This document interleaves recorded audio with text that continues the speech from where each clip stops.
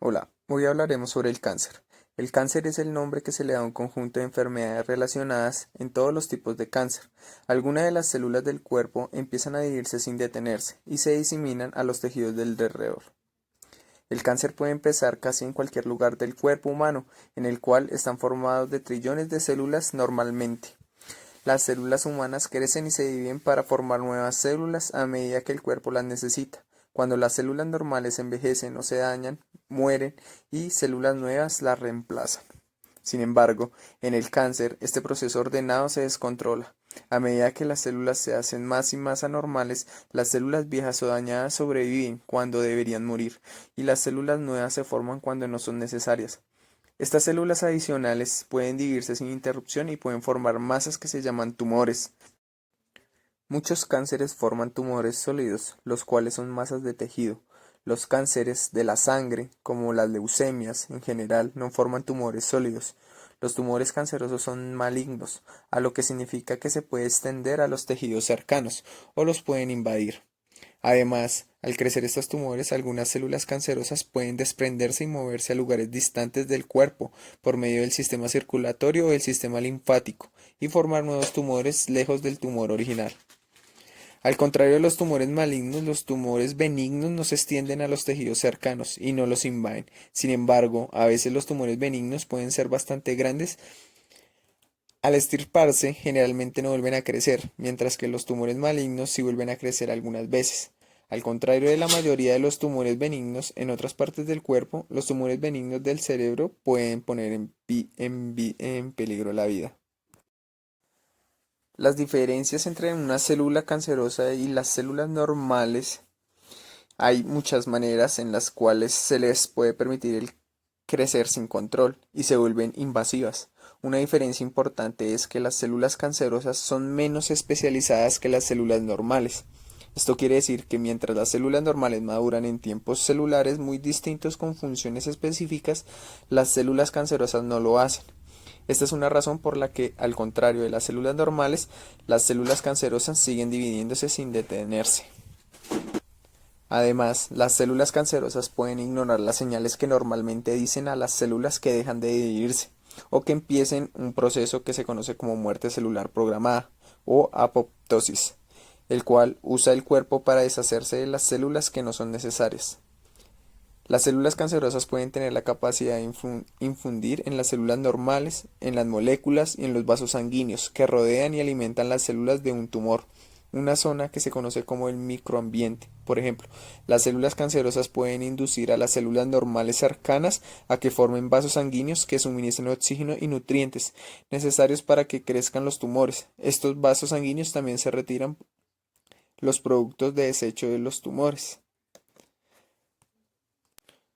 Otro ejemplo es que los tumores pueden también usar el sistema inmunitario para seguir vivos y crecer. Por ejemplo, con la ayuda de algunas células del sistema inmunitario que impide ordinariamente una respuesta inmunitaria descontrolada, las células cancerosas pueden de hecho hacer que el sistema inmunitario no destruya las células cancerosas. La edad es el mayor factor de riesgo para el desarrollo del cáncer. De hecho, el 60% de las personas que tienen cáncer tienen 65 años o más. ¿Cómo aparece el cáncer?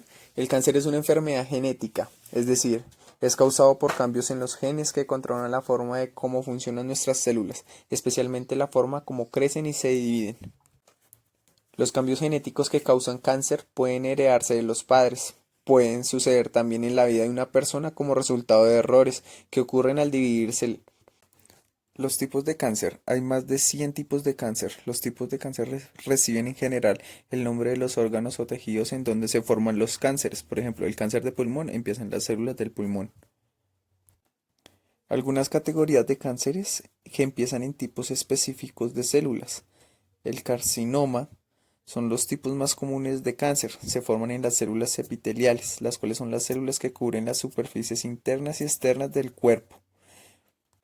El sarcoma. Los sarcomas son cánceres que se forman en el hueso y en los tejidos blandos, incluso en el músculo, tejido adiposo, graso, vasos sanguíneos, vasos linfáticos y en el tejido fibroso, como tendones y ligamentos. Leucemia. Los cánceres que empiezan en los tejidos que forman la sangre en la médula ósea se llaman leucemias. Estos cánceres no forman tumores sólidos. Linfoma. El linfoma es un cáncer que empieza en los linfocitos, células T o células B. Estos son glóbulos blancos que combaten las enfermedades y que forman parte del sistema inmunitario. En el linfoma, los linfocitos anormales se acumulan en los ganglios linfáticos y en los vasos linfáticos, así como en otros órganos del cuerpo. Mieloma múltiple.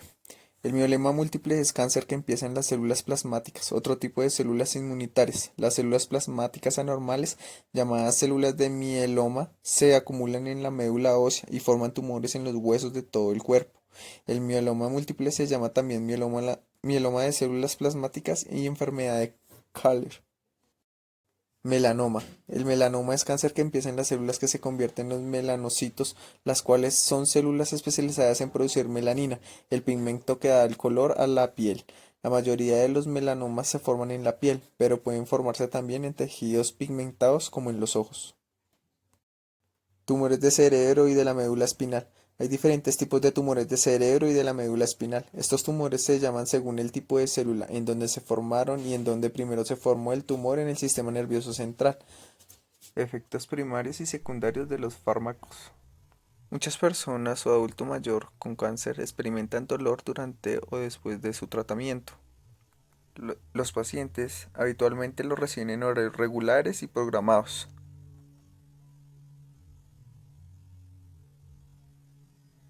¿Cómo los tratan? Pues se encuentran disponibles muchos medicamentos diferentes para aliviar el dolor, que se denominan analgésicos, de acuerdo con el fármaco y a la afección del paciente. Los analgésicos no opioides son para dolores leves o moderados. Los medicamentos para el dolor incluyen algunos antidepresivos, como la duloxetina. Los opioides, también denominados narcóticos, se toman junto a medicamentos no opioides. El cannabis médico, no hay suficiente evidencia para que se recomiende el cannabis.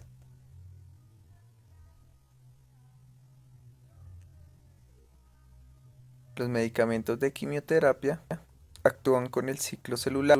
La mayoría de las células normales se recuperan de los efectos de la quimio con el paso del tiempo. Por lo contrario, las células cancerosas son células mutadas, no normales, y generalmente no se recuperan de los efectos de la quimio. Por esta razón, la quimio es eficaz para eliminar muchos tipos de células cancerosas. Los agentes alquilantes impiden la reproducción de las células. Las nitrosureas son agentes alquilantes que tienen una acción especial, ya que pueden entrar al cerebro. Los antimetabólitos difieren con el ADN y el ARN. Los antibióticos antitumorales ejercen su acción al cambiar el ADN dentro de las células cancerosas. Los alcaloides de origen vegetal interfieren con las enzimas llamadas topoisomerasas que ayudan a separar las hembras del ADN para que se puedan copiar. Los inhibidores de la mitosis ayudan a detener la división celular para la formación de nuevas células. Los esteroides son hormonas naturales y medicamentos similares a las hormonas que son útiles en el tratamiento de muchos tipos de cáncer. ¿Cómo prescribir el ejercicio en pacientes con cáncer?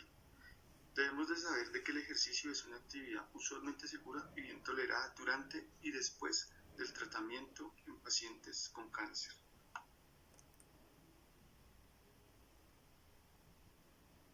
Para realizar una buena prescripción del ejercicio, debemos de primero tener en cuenta la historia clínica de cada uno de nuestros pacientes. Esto con el fin de conocer, predecir y anticipar riesgos. En la historia clínica de nuestros pacientes con cáncer, debemos de tener en cuenta exámenes de laboratorio, función pulmonar, test de estrés cardíaco, evaluación de riesgo de fracturas, además, evaluación específica según la localización del tumor.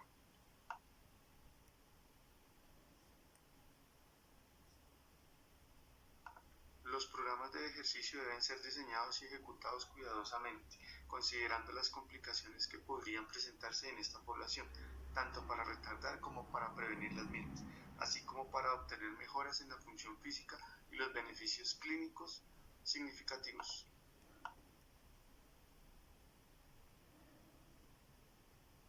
Prescripción del ejercicio. Esta tiene dos fases. La rehabilitación 6 meses después de terminado el tratamiento y y la prevención de la enfermedad o promoción de la salud. Para la prescripción del ejercicio debemos individualizar cada paciente según su nivel de actividad física, etapa de tratamiento, seguimiento de diagnóstico, de estado de la enfermedad, tolerancia, frecuencia e intensidad.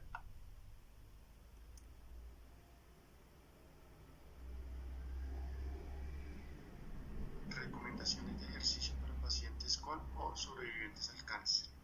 Ejercicio aeróbico moderado, 30 minutos de 3 a 5 veces por semana. 2.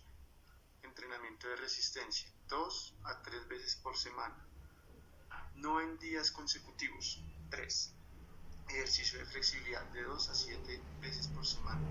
Idealmente antes y después de las otras modalidades de ejercicio.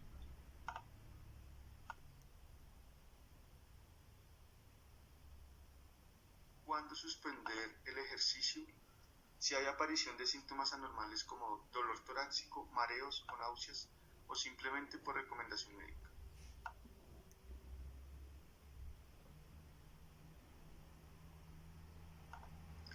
La promoción de la actividad física en la población con cáncer es uno de los componentes claves del tratamiento, por lo que es crucial y aconsejado desde la parte médica.